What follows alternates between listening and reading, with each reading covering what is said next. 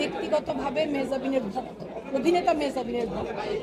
তো একজন শিল্পীর মেকআপ রুমে আচরণ কেমন হওয়া উচিত সেই বিষয়ে আমরা ছোট থেকে বড় সকলে আদর্শ মানতে পারি মেহজাবিনকে।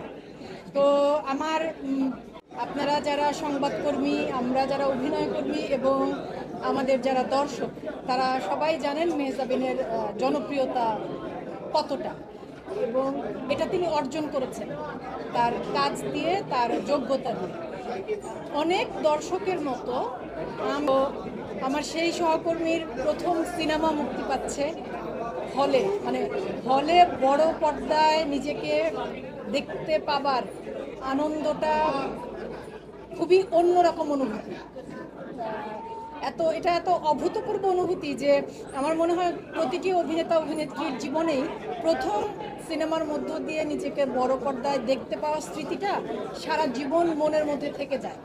তো সেই রকম একটা সময়ের মধ্য দিয়েও যাচ্ছে। ওর সেই সময়ের সাথী সহকর্মী হিসেবে পাশে থাকতে পেরে, একই সাথে কাজটা দেখবার সুযোগ পেয়ে আমি আনন্দিত। আজকে আসলে আমার কাজ নিয়ে কথা না বলি, কারণ আমি আজকে মেহজাবিনের কাজ দেখতে এসেছি, ওর কাজ নিয়ে কথা বলি।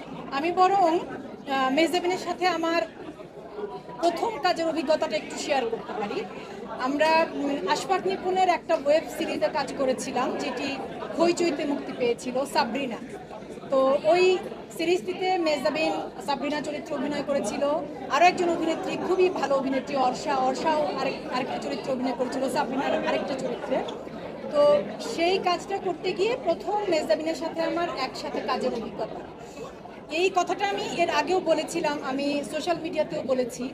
আমরা সিলেটে শুটিং করেছিলাম এবং যতদিন শুটিং করেছি আমি না আসলে আমাদের ওরকম কি বলে এটাকে, শুটিং হাউসে কাজ হয়নি।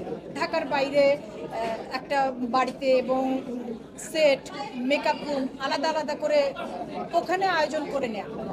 তো যে কদিন মেহজাবিন কাজ করেছে আমি আসলে বিশ্বাস করেন আমি খুব অবাক হয়ে ওকে দেখতাম। মানে সারাটা দিন একটা মেয়ে চুপচাপ স্থির হয়ে বসে আছে, কোনো কথা নেই, কোনো আওয়াজ নেই, কিচ্ছু নেই, নিজের মতো নিজের মধ্যে আছে।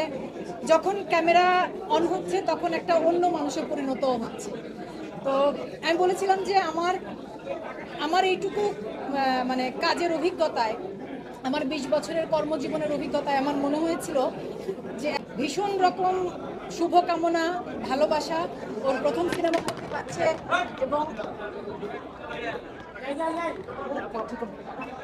এবং শঙ্খদার পরিচালনা সম্পর্কেও আমরা জানি। এর আগে আমরা চরকিতে শঙ্খদার গুটি দেখেছি, খুব ভালো একটা কাজ।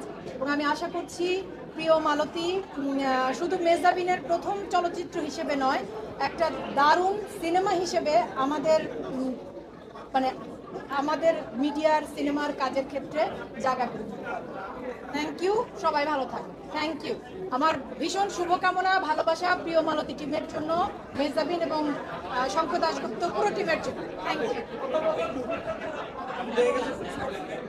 সোশ্যাল মিডিয়ায় আমরা বিভিন্ন দেশে যে অভিনয় জগৎ আছে সেখানে আমরা দেখেছি যে অনেক রকমের ছবি পোস্ট করে, কিন্তু বাংলাদেশে যারা অভিনয় করে তাদের ছবি পোস্ট করলে একটা সমালোচনা জ্বর উঠেছে। এটা কিভাবে দেখবেন? এটা আসলে হয়েছে কি ভাইয়া, আমরা এই সোশ্যাল মিডিয়াটার সাথে তো আমরা এখন অভ্যস্ত হয়ে উঠতে পারিনি। সময়ের সাথে সাথে সব ঠিক হয়ে যাবে। হ্যাঁ, কারণ সোশ্যাল মিডিয়া ব্যবহার করবার কি বলবো আমি ঠিক শব্দটা, ধরেন ব্যবহার করবার উপযোগী হবার আগেই আমাদের সকলের হাতে হাতে সোশ্যাল মিডিয়া চলে গেছে।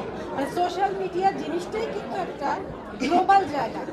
আমি যখন ফেসবুক বা ইনস্টাগ্রাম বা ইউটিউবে কোনো অভিনেত্রী, এটা কিন্তু গ্লোবাল জায়গা। মানে এটা দেশ ভিত্তিক, এলাকা ভিত্তিক এরকম না কিন্তু।